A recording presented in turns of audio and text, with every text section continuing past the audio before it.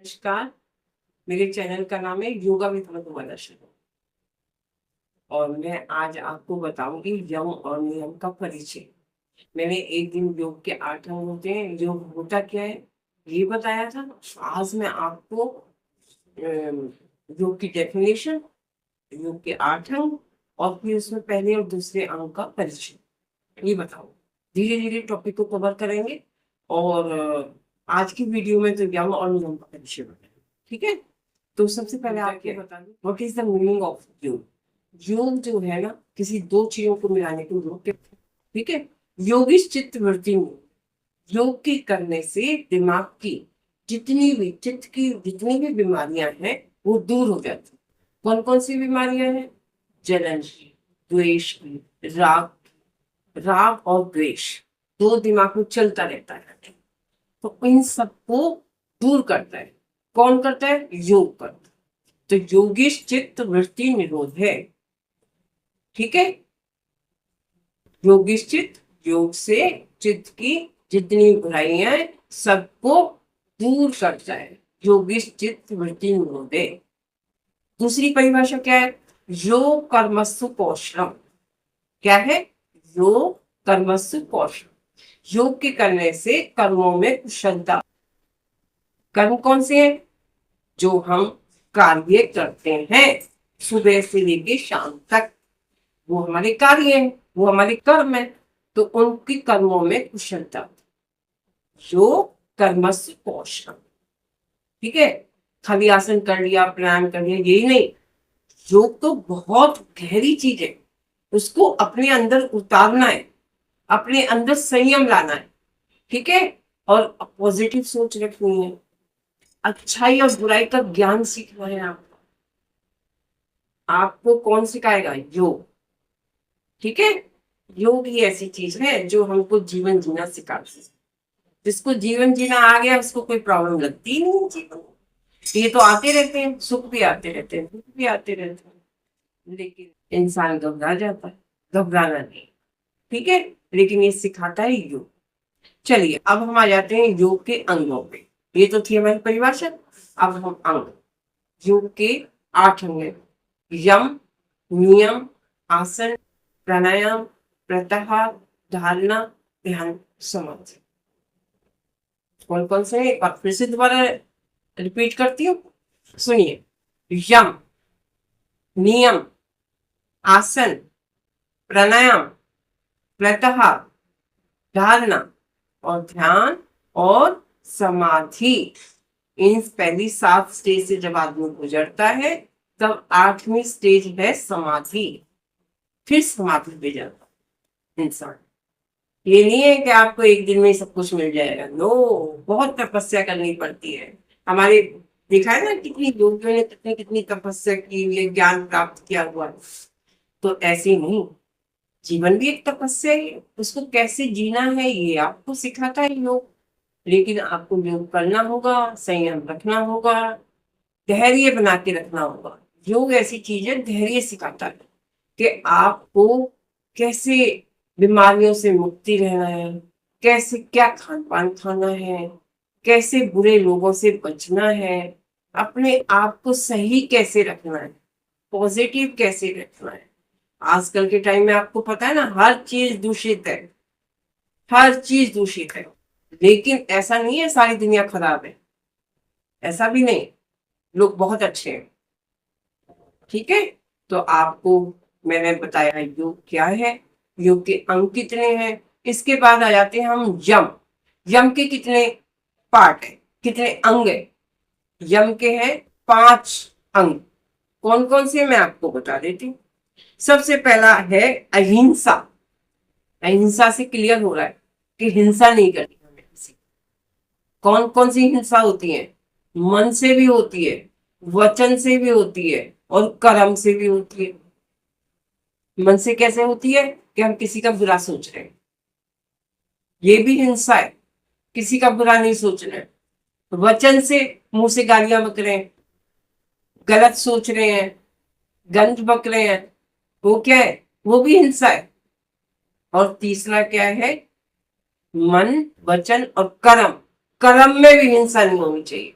कि हम तो कुछ ना करें लेकिन हम कुछ करवा दें, पिटवा दें उसको, दूसरे से गाली दिलवा दें, दूसरे से तंग करवा दें, तो ये भी हिंसा है। तो हिंसा कैसे हुई? मन वचन कर्म से हिंसा नहीं करना, किसी के ऊपर कोई वार नहीं करना। ठीक है। अहिंसा, हिंसा का अर्थ यही है, किसी भी प्राणी को, किसी भी प्राणी को, जीव को भी, किसी भी प्राणी को, जीव को मन वचन कर्म से हिंसा नहीं करना। दूसरा आता है सत्य। सत्य का पालन करना भी मन वचन कर्म से चाहिए।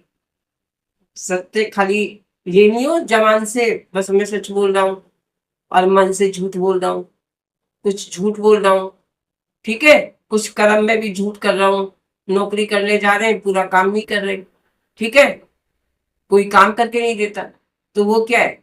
वो भी असत्य है, वो भी झूठ है। समझ गए ना? चलिए, इसका मतलब ये हुआ कि सत्य का मतलब है सत्य का पालन और मन।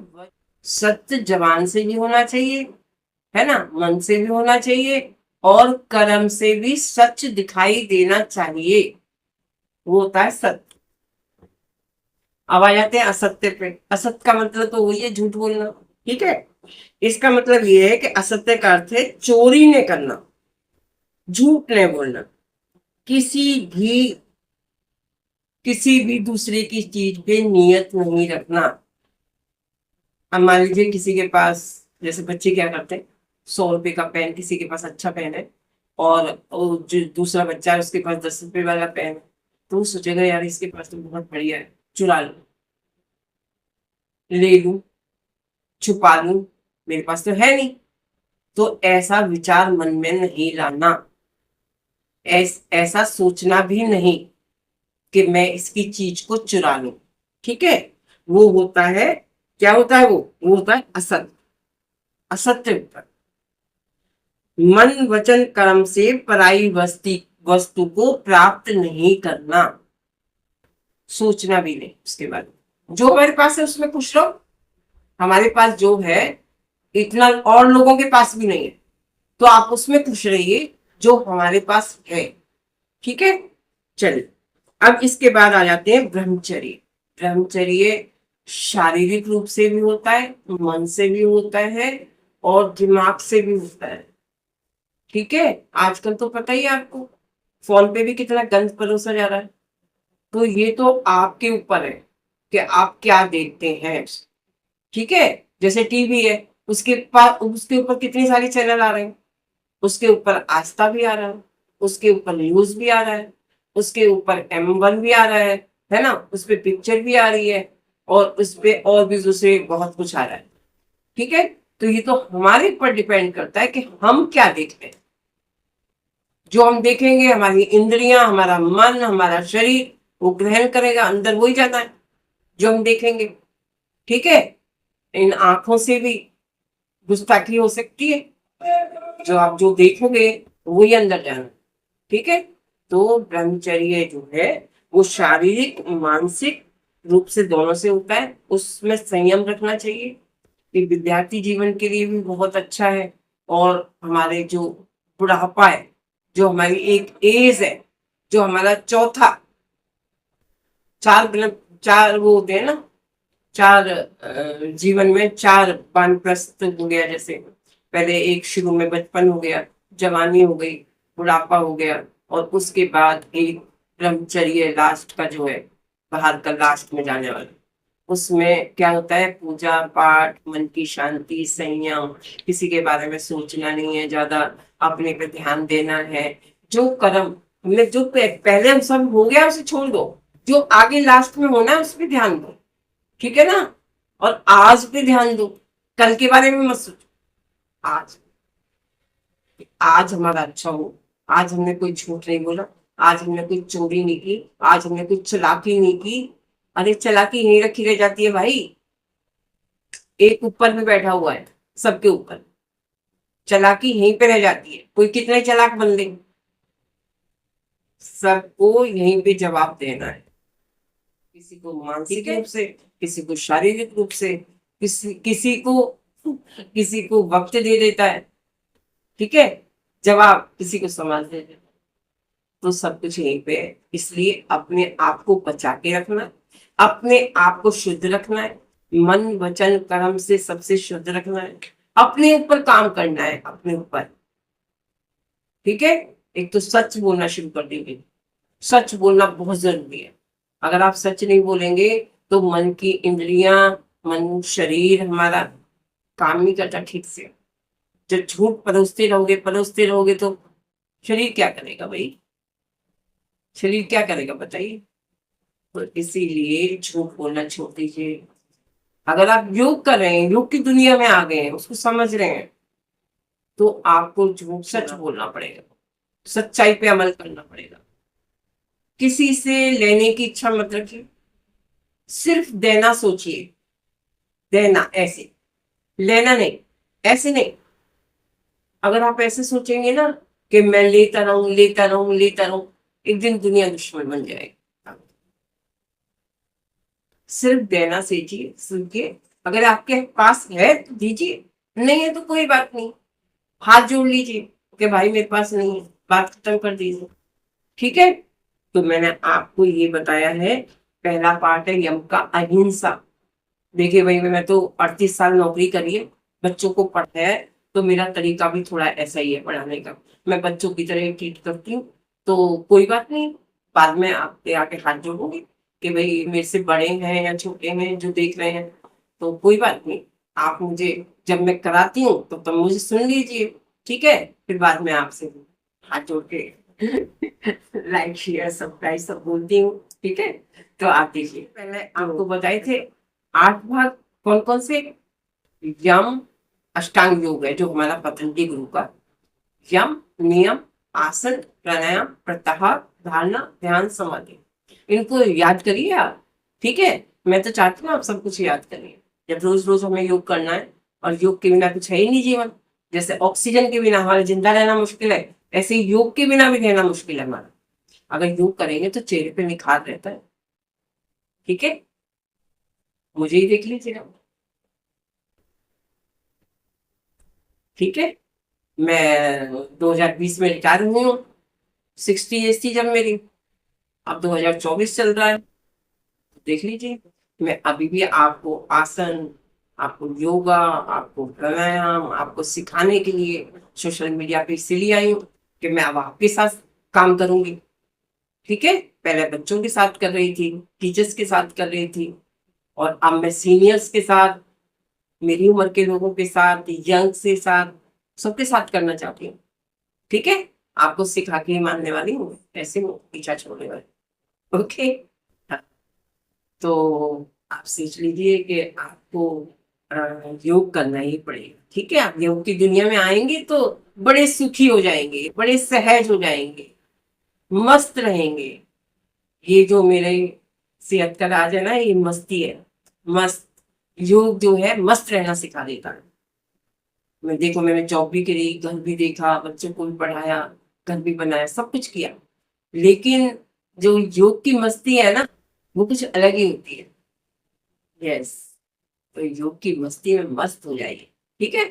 चलिए, इसके बाद आते हैं हम यम के 5 पार्ट, फिर दोबारा रिपीट कर रहे हैं। पहला कौन सा है? अहिंसा। अहिंसा में क्या है? किसी की हिंसा नहीं करनी, मन वचन क्रम से सत्य रहना, शुद्ध रहना है। मन से, मन से भी किसी को गाली नहीं देना, जबान से भी नहीं देना, कर्म से भी नहीं देना, ठीक है। मन वचन कर्म से शुद्ध रहना, हिंसा नहीं करनी। सत्य में क्या होता है? मन वचन कर्म से सच बोलना, सच दिखना चाहिए हर चीज में, मन से भी, जबान से भी, और कर्म में भी। उसके बाद असत्य आ जाता है। असत्य में क्या है? कोई चोरी नहीं करना, किसी की दूसरी चीज पे नियत नहीं रखना कि उसके पास तो ये गाड़ी है, उसके पास तो ये है, हमारे पास नहीं है। अरे हमारे पास जो है वो उसके पास नहीं है भाई, हमारे जैसा कोई नहीं। ये वाला डायलॉग जरूर बोलिए एक बार दिन में कि मेरे जैसा कोई नहीं, ठीक है। ओके, चलिए अब इसके बाद आ जाते हैं ब्रह्मचर्य। ब्रह्मचर्य तो आपको पता है, शारीरिक और मानसिक दोनों रूप से होता है। शरीर से विरत रहना होता है और संयम करना होता है। इसके बाद अपरिग्रह। अपरिग्रह वो है कि जिस चीज की हमें आवश्यकता नहीं है, लोग क्या करते हैं, इकट्ठा कर करके रखते जाते हैं। अरे अपना तो भरोसा नहीं है, सामान इकट्ठा कर रहे हो आप, वाई, किस लिए? तो इसीलिए मैं आपको समझा रही हूँ कि जो उसमें आपको फालतू आवश्यकता अनुसार ही चीज रखिए, फालतू चीजों को इकट्ठा मत कीजिए। भाई हमें जितनी जरूरत है ले लो, रख लो, फालतू की चीजों को हटाइए, ठीक है, इकट्ठा नहीं करना। ये है हमारा अपरिग्रह। अब आ जाते हैं हम नियम। इसका सेकंड पार्ट है, योग का सेकंड पार्ट है यम और नियम। नियम का 5 अंग है। कौन कौन से हैं सुन लीजिए। शौच, सबसे पहले तो शौच है, अपनी शुद्धि रखनी है, मन की भी शुद्धि रखनी है, शरीर की भी शुद्धि रखनी है, ठीक है, और आसपास का एरिया भी शुद्ध रखना है। तो शौच से तात्पर्य है पवित्रता। भाई मन की शुद्धि हम कैसे कर सकते हैं? व्रत रख के कर सकते हैं, पूजा से कर सकते हैं, संयम से कर सकते हैं, योग में साधना कर सकते हैं, ठीक है। शरीर को शुद्ध कैसे कर सकते हैं? नहा सकते हैं, धो सकते हैं ना, सब इससे कर सकते हैं। चलिए अभी धारणा और ध्यान अभ्यास का विषय। अब आता है संतोष। हमें जो कुछ हमारे पास है ना, उसी में हमें संतोष करना है। क्या है संतोष का मतलब? हमारे पास जो कुछ है हमें उसी में संतोष करना। चलिए अब इसके बाद आ जाता है खूब परिश्रम करिए, फल की परिणाम की इच्छा मत कीजिए, ठीक है। इसके बाद आता तप। तप का अर्थ होता है द्वंद को सहन करना। तप का मतलब अपने आप को तपाना, भूख प्यास तप, तपना, सब पे विजय प्राप्त करना, ये होता, ठीक है। गर्मी सर्दी, है ना, भूख प्यास सुख दुख मान अपमान, सबसे अपने आप को तपाना। क्या होता है? क्या होता है बताइए? तप। लास्ट वाला टॉपिक रह गया है, वो बता रही हूँ आपको, ईश्वर प्रणिधान। ईश्वर प्रणिधान का मतलब होता है ईश्वर में अटूट विश्वास। अटूट का मतलब कहीं कोई गुंजाइश नहीं है संशय की। भी मैं हूँ, मैं भगवान को मानती हूँ, मेरा विश्वास है भगवान, ठीक है, मैं मानती हूँ भगवान, मैं कर्म को भी मानती हूँ, मैं पूजा पाठ को भी मानती हूँ, तो ये मेरा भगवान में अटूट विश्वास होना ईश्वर प्रणिधान है। अहंकार को खत्म करना, अपने ऊपर अपनी ऊंचाइयों को छूना, सहन शक्ति पे विश्वास प्राप्त करना, ठीक है। ये सब था हमारा आज का टॉपिक। तो आज का टॉपिक आपको समझ आ गया होगा। नियम के जो पार्ट है उसको मैं एक बार और बता देती हूँ आपको। शौच है, शौच का मोटा मोटा समझ लीजिए कि आत्मिक और शारीरिक, अंदर से भी, मन से भी और शरीर से भी, दोनों से क्या होना? शुद्धि होना। शौच पवित्रता, मन को भी सुंदर रखना, पवित्र रखना, शरीर को ऊपर से भी, ऊपर से रगड़ रगड़ के धो लिया और मन गंदगी से भरा हुआ है, हमेशा दूसरे के बारे में बुरा सोचता है, ठीक है, और दूसरे के बारे में गलत ही धारणा बना रखी है। तो ये सब चीज़ निकाल दो दिमाग से, कुछ नहीं रखा इन बातों, छोड़ो, ठीक है। इसके बाद आ जाता है संतोष। हमारे पास जो है उसी में संतोष करना। दूसरे की चीज़ें देख के मन को मत बहलाओ, मन को मत मचलाओ, मन को मचलने मत दो, ठीक है। हमारे पास जो है हम तो उसी में खुश हैं, बस ये ही मंत्र याद रखो। दूसरे की से बिल्कुल उम्मीद मत रखो, किसी से भी अपने से उम्मीद रखो कि मैं कितनी मेहनत कर सकता हूँ, मैं कितना प्राप्त कर सकता हूँ। इंसान को कुछ नहीं चाहिए, सेटिस्फेक्शन हो तो इंसान को कुछ चाहिए नहीं फालतू, ठीक है। मेहनत करिए भरपूर, हार्ड वर्क करिए, दवा। ये जिंदगी बार बार नहीं मिलेगी, इसको एक एक दिन को अच्छे से जिए। ये जिंदगी बड़ी छोटी है, ज़्यादा बड़ी नहीं है, इसलिए एक एक दिन को जीना सीखिए। देखो भाई, हमारे तो 21 साल के जब हम होने वाले थे तब हमारी नौकरी लगी, 60 साल के में तो रिटायर हो गए, ठीक है। तो हमें पता ही नहीं चला ज़िंदगी कहाँ चली गई, क्योंकि हम तो जो भी काम करते हैं डूब के करते हैं, सरेंडर कर देते हैं अपने आप, ऐसी आदत है, और जहाँ भी जाते हैं वहाँ नाम हो जाता है, ठीक है। तो आप भी ऐसा करिए, जो भी काम करिए उसे अच्छे से करिए, दिखावा नहीं। दिखा के हम किसको क्या लेंगे बताइए, दिखाने वाला नहीं करना। अपने आप से प्रॉमिस कीजिए, जो भी करें अच्छे से करिए, सच बोलिए, ईमानदारी से दोस्ती रखिए, ठीक है। तो आपको बता दिया मैंने।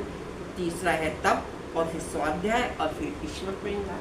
ईश्वर में अटूट विश्वास रखिए। जो कुछ आज बताया है उस पर ध्यान दीजिए, वीडियो को बार बार देखिए, ठीक है। शेयर कीजिए, सब्सक्राइब कीजिए।